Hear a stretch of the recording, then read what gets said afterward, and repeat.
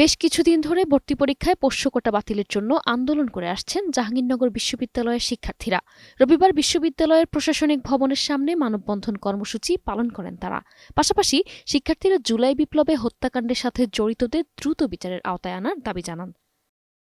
এ সময় বিশ্ববিদ্যালয়ের শিক্ষার্থীরা জানান যে বিশ্ববিদ্যালয় ক্যাম্পাসগুলো থেকে আমাদের জুলাই আন্দোলন শুরু হয়েছিল, সেখানে যদি অযৌক্তিক বৈষম্যমূলক কোটা এখনও বলবৎ থাকে, সেটাকে সাধারণ শিক্ষার্থীরা কখনোই মেনে নেবে না।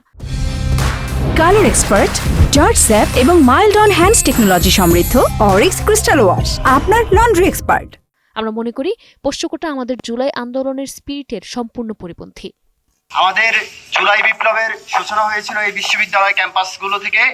সেই বিশ্ববিদ্যালয় ক্যাম্পাসে যদি অযৌক্তিক কোনো বৈষম্যমূলক পদ্ধতি এখনো বলবৎ থাকে, তাহলে সেটাকে আমাদের সাধারণ শিক্ষার্থী কখনোই মেনে নেবে না। জাহাঙ্গীরনগর সংস্কার আন্দোলনের আহ্বায়ক ইয়াহিয়া জিসান বলেন, গণ অভ্যুত্থান পরবর্তী একটি বৈষম্যহীন ক্যাম্পাস করার কথা, ঠিক তখন আমাদেরকে আবার কোটার বিরুদ্ধে লড়াই করতে হচ্ছে। এর থেকে পরিতাপের বিষয় আর কি হতে পারে?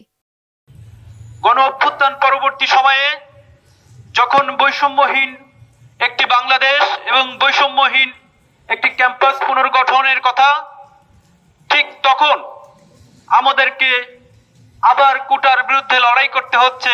এর থেকে দুঃখজনক, এর থেকে পরিতাপের বিষয় আর কি হতে পারে?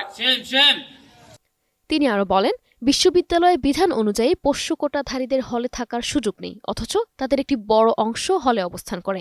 আমরা নতুন বাংলাদেশে এই পোষ্য কোটার সম্পূর্ণ বাতিল চাই। News desk, 21 television.